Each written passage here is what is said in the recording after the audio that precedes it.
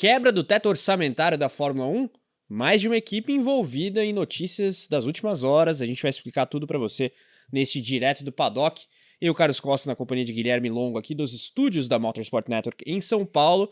Dia movimentado aí na Fórmula 1, que está no paddock do Autódromo Hermanos Rodrigues para a realização do GP do México, a 20ª etapa do campeonato de 2025. Você já sabe, o Direto do Paddock é sempre no oferecimento de Mint, a plataforma cripto do BTG Pactual. Promoção de cashback de Bitcoin rolando, hein? Você coloca R$150 em qualquer criptoativo usando o app da Mint ou através do acesso via desktop. Você, para fazer isso, tem que usar o cupom MOTOR50 ao abrir a sua nova conta e colocando esses R$150 em qualquer criptoativo, você recebe no 5º dia útil do mês subsequente R$50 de cashback no Bitcoin. Link aqui na descrição também para você que está, porventura, nos ouvindo ou assistindo pelo celular. Gui, antes de tudo, seja muito bem-vindo. Voltamos no tempo aí, treta de teto orçamentário, conte pra gente essa história. Salve galera, um abraço pra todo mundo que tá acompanhando aí o Direto do Paddock. Notícia dos últimos minutos, literalmente, mas que remete às novelas que a gente já viu em 2022, em 2023, em 2024, mas surgiram agora informações de que das 10 equipes, 2 violaram as normas do teto orçamentário. Vamos explicar a novela, porque são 2 casos bem distintos, uma delas, inclusive, já admitiu e aceitou a falha cometida. Quando a gente fala da violação do teto orçamentário, não é necessariamente um caso de gastos além do limite. Vamos lembrar, a gente está falando do teto orçamentário de 2024, que está sendo analisado pela FIA. Já deveriam ter sido distribuídos, né, os certificados de cumprimento do teto, mas estamos aqui, final de outubro já, e até agora nada. O prazo, se eu não me engano, que a FIA determina é mais ou menos 1º de outubro para entregar os certificados como limite, então aí já com algumas semanas de atraso, que foi despertando, né, algumas dúvidas, e agora surgem essas informações vindas da imprensa europeia. Então a gente está falando de Race, Planet F1, trazendo informações aí. O que a gente sabe com certeza, uma equipe que violou as normas é a Aston Martin por uma coisa extremamente boba, é o que eles chamam de uma violação de procedimento. A Aston Martin, na hora da entrega dos documentos em 31 de março, não constava uma assinatura de um auditor. Isso é proibido pelo regulamento. A Aston Martin, quando percebeu a cagada, correu atrás de submeter os papéis, mas aí já estava atrasado. Então ela aceita a falha, inclusive já assinou um termo de... basicamente um termo de acordo, né? Reconhece que reconhece falhou, o é erro. o Accepted Breach Agreement, que eles dizem no linguajar da FIA. Basicamente falou lá que errou e que aceita que errou e reconhecer isso juridicamente, né? Geralmente esse aí a gente tá falando de uma multa pequena. A própria Aston Martin já se envolveu em um rolo desse no primeiro ano do teto orçamentário. Então, a análise de 2022, referente a 2021, isso, ela acabou mexendo um pouco nos valores da construção da nova sede em Silverstone, e com isso ela tomou uma multa, e esse ano deve ficar por isso, ou talvez até menos, né? Porque a gente tá falando de uma assinatura só, não é como se fosse uma coisa grande.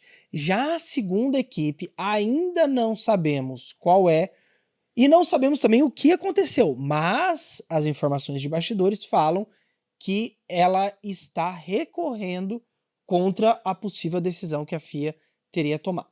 É interessante, né? Na nota do Planet F1, por exemplo, o Gui Stoll The Race, a Sky Italia também está cobrindo bem essa história. A nossa equipe global de reportagem do Motorsport.com está tentando descobrir justamente qual que é a nuance envolvendo essa segunda equipe. Já entramos em contato com os nossos colegas, mas essa segunda equipe teria feito aí uma infração substancial, lembrando que não é só uma assinatura, né? Vamos colocar... Que é o caso da Red Bull em 2022 também, que acabou que era uma questão de catering, né, de alimentação. Isso.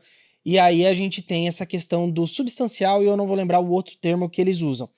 Então essa outra equipe deve ser sim no lado financeiro.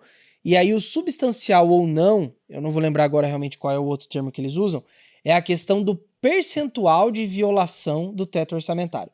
O teto, como eu falei, ele está fixado para 2024, em 135 milhões de dólares, mas com ajustes de inflação subiu para 165 milhões de dólares. E aí a questão de substancial ou não é o percentual de até 5% ou mais de 5% do teto orçamentário. Lembrando, isso aí a gente teve muita discussão quando surgiu a história da Red Bull. Quando a gente fala de 1% de 165 milhões de dólares, a gente está falando de 1,65 milhão de dólares. É grana pra caramba. Uma equipe consegue fazer pacotes de atualização Na com época, essa grana. a Red Bull excedeu em 1,6%. 1,6 num teto orçamentário que era de 145 mais o ajuste inflacionário. Então a gente está falando aí de 1,5 milhão de dólares que foi o valor. Então, assim, esse é um caso diferente, né? A Red Bull foi multada financeiramente, mas também teve a punição do túnel de vento. 10% de redução de tempo de túnel de vento e CFD, que é o túnel de vento virtual. Isso. E uma multa de 7 milhões de dólares, uma multa que não foi pequena. A Red Bull acho que até ficou contente com a multa e descontente com a punição do túnel de vento e do tempo de CFD também. né? Porque as punições mais graves envolvem, inclusive, punições desportivas. Você perder pontos no campeonato, você perder sessões, é bem mais pesado. A Red Bull ainda saiu por baixo porque o dela não era o acima dos 5%, ainda era a punição baixa, por assim dizer, a violação baixa. Na época deu muita polêmica também, que veio na esteira da disputa entre o Verstappen e o Hamilton pelo título de 2021. Né? Lembrando, o caso vem à tona no ano subsequente ao teto de gasto referente à temporada anterior, ou seja, veio em 2022, eram as contas da temporada 2021. Isso, do mesmo jeito que agora a gente está falando Exato. das contas de 2024. As equipes têm até 31 de março do ano subsequente para submeter a documentação para a FIA, que tem, em teoria, até 1º de outubro para distribuir o que ela chama de certificados, que significa que se você recebeu o certificado, você cumpriu com o teto orçamentário. Minha gente, você que está nos assistindo, quem será que violou aí substancialmente esse teto orçamentário da temporada passada? Deixa aqui nos comentários, será que foi a Red Bull de novo, alguma outra equipe? Queremos saber a sua opinião. Não se esqueça também de deixar o like aqui no Direto do Paddock, é muito importante. Se inscrever, ativar as notificações, a gente tem GP do México esse fim de semana, mais adiante trazemos os horários e claro, o seu hype também é muito importante. Falando em punição, agora uma punição moral talvez. A despunição. No caso despunição, muito bem pontuado, tá rolando ali na McLaren uma série de análises sobre incidentes entre os pilotos. A gente lembra, o GP de Singapura teve uma largada agressiva do Norris para cima do Oscar Piastri. No dia de mídia do GP dos Estados Unidos, fim de semana passada, falou-se ali, os pilotos, inclusive publicamente, disseram que o Norris tinha sofrido uma punição interna, digamos uma bronca, sei lá, o que quer dizer isso. O STJD da McLaren. E agora, depois do acidente entre Piastri e Norris na sprint dos Estados Unidos, causado mais pelo Piastri que qualquer outro piloto, parece que isso já não vale mais. A história é a seguinte, depois que a gente teve esse incidente de Singapura, a McLaren falou, vamos revisar isso internamente.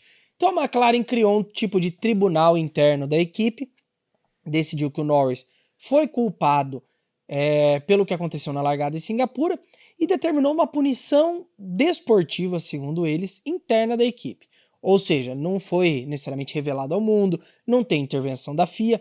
Fala-se muito que a punição ao Norris era, na verdade, uma vantagem ao Piastri, dele poder escolher nas classificações se ele sairia primeiro ou depois do Norris dos boxes. E agora, como a gente teve esse incidente na sprint dos Estados Unidos, em que o culpado maior foi o Piastri, essa punição do Norris foi removida e agora fair play entre os dois. Até segunda ordem, né? E o fair play papai a gente sabe, né? Essa história da McLaren, hein? Vou te dizer.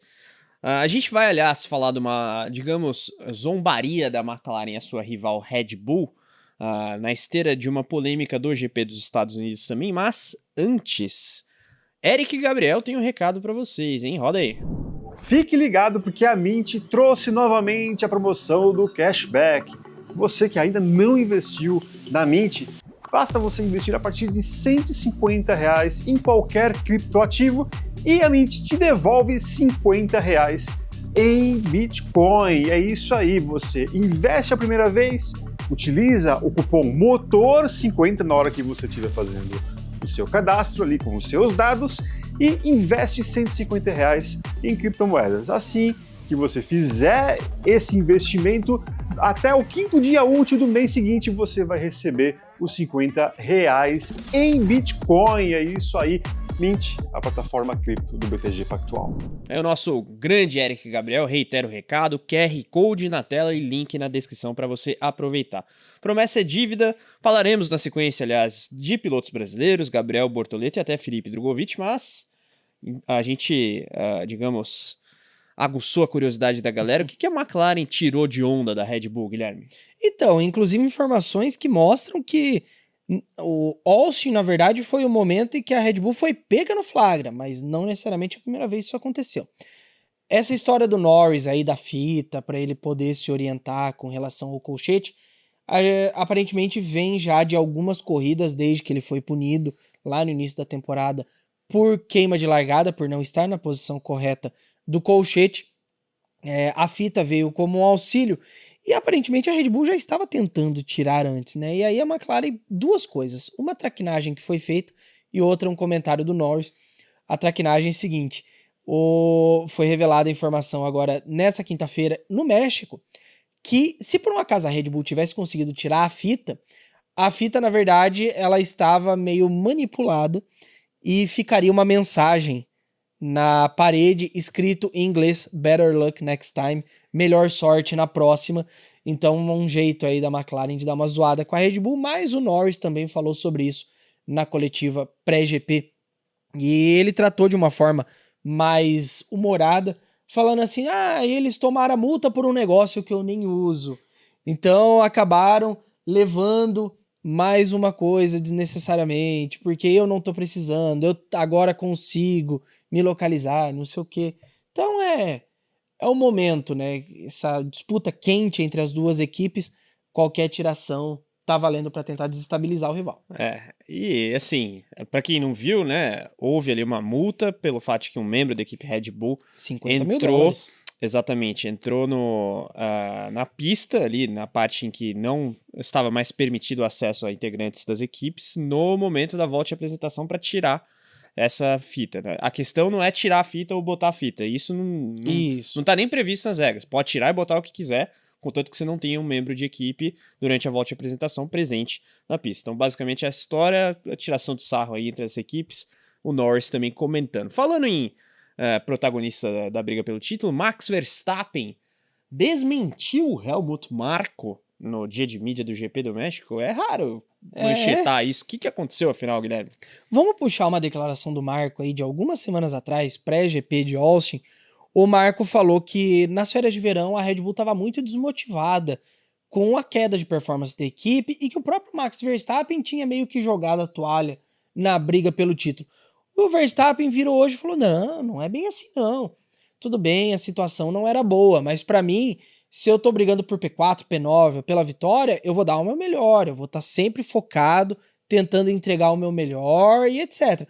Mas aí eu quero puxar também uma outra declaração do Marko, que essa eu acho interessante, e ele fala sobre como que a vitória, né, do Verstappen em Nürburgring de GT também deu um gás pra ele nesse campeonato, e eu acho que é real. O Verstappen, depois das duas provas que ele fez em Nürburgring no mês de setembro, de fato ele voltou bem mais animado para o campeonato. Isso é um fato incontestável também, ajudado pela melhora do pacote da Red Bull. Você que está com a gente, quem vai ser o campeão da Fórmula 1 2025? Queremos saber, opina aqui e também palpita com relação ao vitorioso do GP do México de Fórmula 1. Não esqueça do seu like, se inscrever, ativar as notificações, aproveitar também a promoção de cashback no Bitcoin da Mint. Vamos falar dos pilotos brasileiros, começando com Fórmula 1, Gabriel Bortoleto. Foi também um dos entrevistados neste dia de mídia e falou sobre diversos assuntos, inclusive a etapa passada e o que está por vir. A gente reitera, tem o GP do México agora, um fim de semana de pausa, e aí GP de São Paulo, etapa brasileira. Já estamos bem animados com isso, mas vamos primeiro falar do passado, Austin, porque uma das coisas que o Gabriel foi questionado hoje, e não era para ser diferente, né? O que aconteceu em Austin? E ele basicamente falou: já descobrimos o que aconteceu, já entendemos o que aconteceu, e aí ele foi questionado, né? Pode falar o que aconteceu? Ele só: não vou falar o que rolou. Mas tem um ponto muito importante que ele destaca, e que eu acho que aí a gente entende realmente o tamanho do desafio. Ele falou: a inexperiência que ele tinha com o circuito teve um papel importante. Ele falou, se eu já soubesse, se eu tivesse melhor aclimatado, eu teria percebido esse problema antes e as coisas poderiam ter sido diferentes. Então é isso. O que a gente espera de um novato no primeiro ano é isso. Nas pistas que ele não conhece, ter realmente um pouco de dificuldade. Eu acho que é isso que a gente viu da temporada do Gabriel até aqui. Aonde que o Gabriel se deu melhor? No trecho europeu, que é onde ele já correu de Fórmula 4, de Freca, F3, F2. As primeiras corridas da temporada foram mais complicadas para ele, tirando talvez as do Oriente Médio, porque ele já tinha corrido de Fórmula 3, Fórmula 2. E agora, saindo da Europa também, um trecho mais complicado. Singapura nunca correu, Austin nunca correu, México nunca correu. Interlagos nunca correu de carro de Fórmula. Essa é a grande questão, né? Interlagos, o próprio Bortoleto, ele falou um pouquinho nessa quinta-feira sobre as expectativas da próxima etapa. E ele falou que, assim, em termos de clima, do ambiente, do público torcendo, ele falou, isso vai ser incrível. Mas quando ele foi questionado sobre expectativa de performance, ele deu uma minimizada nas expectativas. Ele falou o seguinte, ó, eu nunca andei muito em Interlagos. Querendo ou não, a última vez que o Gabriel andou em Interlagos foi na Stock Car, uma corrida de duplas, mas isso faz o quê? Uns 4 anos, pelo menos? Faz tempo. Deixa eu até checar aqui, ó, Racing Record, Stock Car Brasil 2022. 2022, ok, 3 anos. Mas Interlagos passou por recapeamento, depois disso e tudo mais. Então, de fato, se você não tem a experiência de andar na pista, é complicado.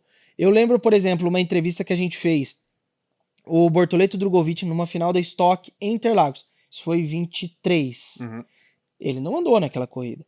Então é isso. Por mais que ele conheça a pista de estar ali, andar é uma coisa completamente diferente. E outra coisa é você andar de Stock Car e você andar com um carro de Fórmula.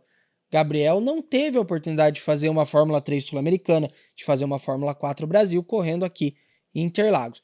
Então, de fato, quem assistiu o podcast essa semana com o Ricardo Molina falou, ele também acha que Interlagos não vai ser uma pista fácil para o Gabriel. A gente convida, aliás, a assistir o podcast motorsport.com com o Ricardo Molina, assim como disse o Guilherme, comentarista de automobilismo do Grupo Bandeirantes. Vamos deixar aqui na descrição também o link para o podcast, que vale a pena conferir. O Bortoleto correu a corrida de duplas de 2022, comecinho do ano, com Gaetano de Mauro, lembrando, olha só, a Stock Car está em ação neste fim de semana, etapa de Campo Grande, cobertura você acompanha no nosso site. Será que o Gabriel Bortoleto volta a pontuar aí no GP do México? Vai ser difícil, mas se a gente ganhar na torcida, o lado bom também, diferentemente dos formatos de Austin e Interlagos, teremos os 3 treinos livres, ele vai poder e ele vai fazer os 3, né? Porque vamos lembrar, amanhã a gente tem o primeiro treino livre com impressionantes 9 rookies na pista, 9 pilotos novatos. Qual é a única equipe que não vai colocar nenhum novato? A Sauber, porque é a única que chega nesse momento do campeonato, já tendo cumprido a cota de 4 novatos em treinos livres. 2 cumpridos pelo próprio Gabriel, porque ele era novato quando começou o campeonato, e o Paul Aron no lugar do Nico Hülkenberg em 2 etapas também no primeiro semestre. Bom, uma vantagem aí para o piloto brasileiro e para o seu companheiro germânico, Nico Hülkenberg, que aliás vem de pontuar lá nos Estados Unidos. Vamos falar agora de alguém que tentou vaga na Fórmula 1 até recentemente, Felipe Drugovich, que vocês sabem, vai correr na Fórmula E na próxima temporada, cuja primeira etapa, aliás, é o EPRI de São Paulo, no mesmo fim de semana do GP de Abu Dhabi de Fórmula 1 neste ano. O Drugovich, piloto da Andretti, que agora tem ali para plena visualização seu carro na temporada de estreia na categoria elétrica. A gente vai jogar imagens na tela, inclusive. É bem legal ver o carro, né, remetendo a pintura de 2023, se eu não me engano, é o ano que o Jake Dixon foi campeão. Jake Dennis, olha, Jake Dixon. MotoGP tá falando alto aí. Que o Jake Dennis foi campeão, Jake Dennis, que é o companheiro do Drugovich, que foi, inclusive, campeão pela Andretti. É um carro predominantemente vermelho, a parte da frente mais puxada no preto. Lembrando que agora, nesse finzinho de outubro, a gente tem a pré-temporada da Fórmula E lá em Valência, mas a estreia do Drugovich como piloto mesmo é aqui em São Paulo, na primeira semana de dezembro.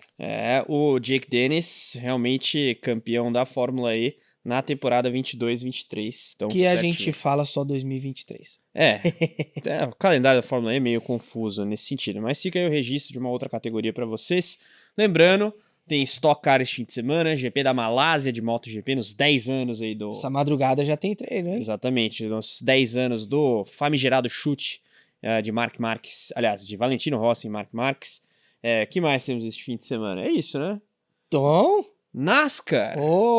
temos. Eric Eric Gabriel Gabriel. está ausente essa semana aqui, mas a partir de amanhã ele estará nas transmissões da PIC TV, penúltima etapa da temporada 2025 para todas as classes. Sexta-feira, Truck Series, sábado, Xfinity, domingo, Cup Series, fechando aí o Round of 8, as semifinais, e definindo os 4 candidatos ao título em todas as 3 classes. Então fica de olho, sexta, sábado e domingo, no canal do motorsport.com na PIC TV, com, lógico, Eric Gabriel e Sérgio Lago, a voz da NASCAR aqui no Brasil por mais de 20 anos. É isso, etapa de Martinsville, pictv.com/motorsport, vamos deixar o link aqui na descrição para você também acompanhar as ações da NASCAR americana neste fim de semana. Você que está com a gente, não se esqueça os horários, anotem aí, GP do México tem uma programação, não à toa estamos publicando este vídeo mais tarde, treino livre número 1, 3h30 da tarde, horário de Brasília, na sexta-feira, TL2, 7